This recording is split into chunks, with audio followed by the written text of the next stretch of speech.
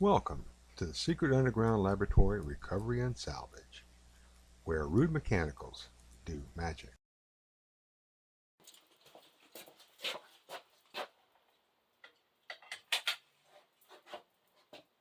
Hello, I'm Bronze Age, Director of the Secret Underground Laboratory Recovery and Salvage.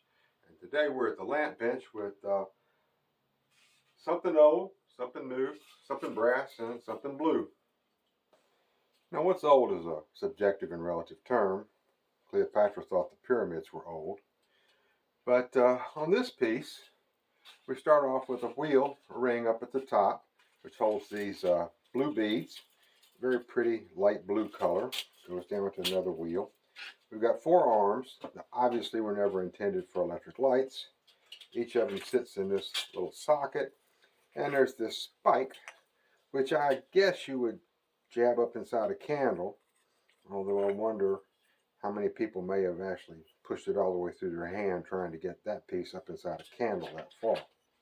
The frame of the whole piece is steel, the upper ring and the lower ring as well, and the post in the middle. And both are covered with this very, very thin brass foil. I won't call it sheeting, it's more like aluminum foil, ordinary kitchen tin foil. And it's stamped with an acanthus leaf motif, which I'm undecided whether this is the same age as the rest of the fixture, or if maybe they robbed it off of some other piece of furniture or light fixture or something, just to give it that illusion of looking old. But I'm pretty sure this is strictly a decorator piece, probably made in the 60s or 70s. My mission is to turn this into a real chandelier. Lighting in North America uses this peculiar thread that is found absolutely nowhere else in any application, because it goes back to the days of gas lights. And this particular pipe, this size, was the smallest pipe in the house. This would actually be at the gas burner where the jet was. And as they started converting over to electrical lighting, all the manufacturers, they were set up for this kind of thread and they just kept using it. The inside diameter got a little larger for the wires to go through, and it became the standard thread for American lights. Now what I need to do is find a way to put this piece of pipe on here so that I can put the socket on here. And there's a couple of options. I could weld this because these are both made of steel. The problem is that if I weld it, I can't put this back on. If I weld it in place, this is wood, I might set it on fire. So the solution I've come up with, leave this in place and weld a steel nut to the bottom of the pipe, which of course means I've got to put threads on here, cut this off, but that is the simplest solution I've come up with. The execution, a little more complicated. Now the first thing I want to do is cut threads on the spike which will fit this nut. And thread cutting is done with a tool called a die. It goes around your round stock and you turn it with a wrench. This is the size die I'm actually going to use. And turning wrenches come in various shapes. This one doesn't fit. This one obviously doesn't fit. It's sort of like having a china tea set where the cups don't match the saucers or the stuff is odd. But I'm not embarrassed. So I've got another wrench here which is made for holding taps. That's the tool that cuts threads inside a hole. And I get this centered down here and I just start turning. Of course, the disadvantage of doing it like this is I can't put much downward pressure on the tap. Maybe I am embarrassed. I don't know. This is going to take a few minutes. Get this tightened down. Of course, this is all part of the CAB machine shop that can't afford better system. I'm just going to run this all the way down to the bottom here, so it'll go slightly below the top of this piece, backing off to break the chips as the spike gets bigger, and it will just keep cutting all the way down to the bottom.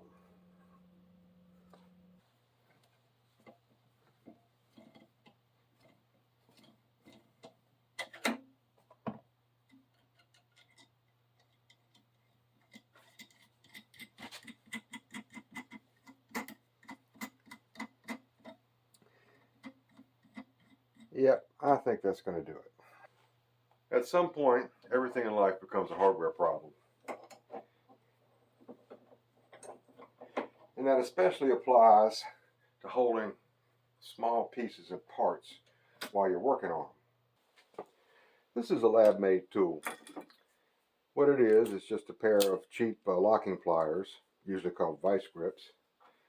Took one of these brass couplers that is threaded for the lamp pipe and brazed it to the jaws and then sawed it down the middle, which makes it excellent for holding the lamp pipe when I've got to work on it. Also good for when I've got to hold it while tightening down a nut or something on it, screwing it into some piece, and I don't have to worry about damaging the threads. Now, what I have to do here is weld this little nut to the end of the pipe and keep it centered at the same time.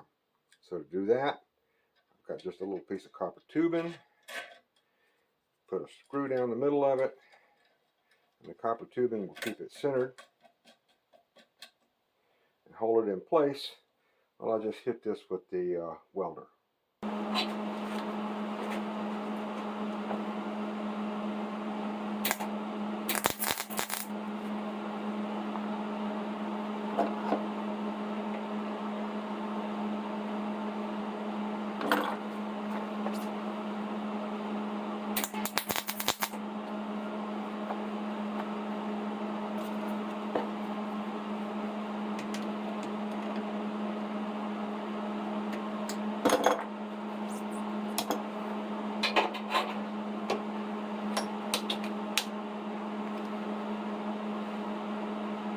That is what I'm looking for.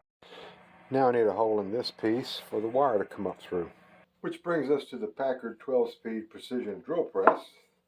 I've made this fixture here with these steps to hold like this, because when you're trying to drill something that's round and curved and really no flat spots on it at all except up here on the top, really difficult to do that holding it in your hand.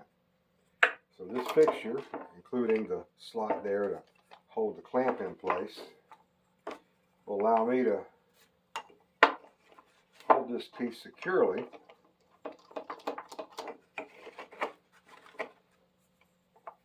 while I'm drilling it.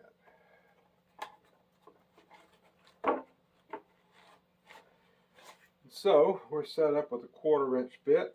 I'm turning at 3600 RPM and we're ready to go.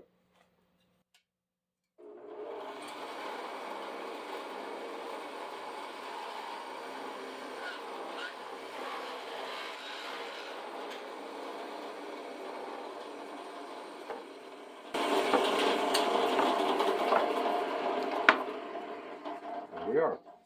Now before I took it off the drill press, I drilled a little small relief hole here, technically called a counter bore, because I want to put a nut on the arm, and that will be what the socket bears against instead of pushing down this piece of wood, because if I tighten that down, it's just going to split that piece and break it off. Any kind of threaded connectors in the lab, I like to use the blue thread lock on them. And I just run this down until it's flush with the top here.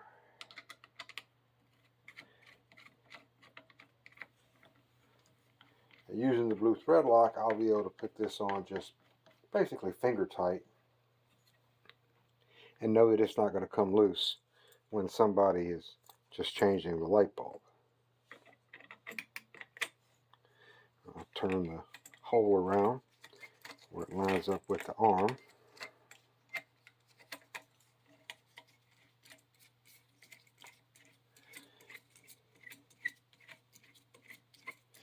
And we're just about ready for the final assembly.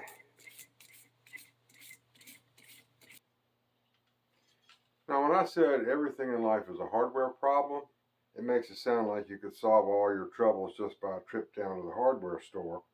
But that's not realistic. Sometimes you end up having to make your own hardware.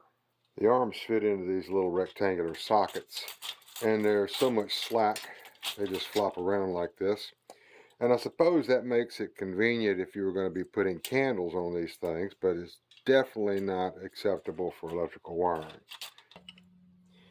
If you're going to be in the homemade hardware business, you need to have the right raw materials. So when I see something like this, a piece of scrap steel left over from when they were constructing a new roof on a nearby building, I certainly pick it up. Because in the lamp business, everything is fairly small scale. A piece of steel like this may work for many, many projects. Another good source of scrap steel is bed frames. You'll see them on the curb all the time. Nice, free, cheap angle iron.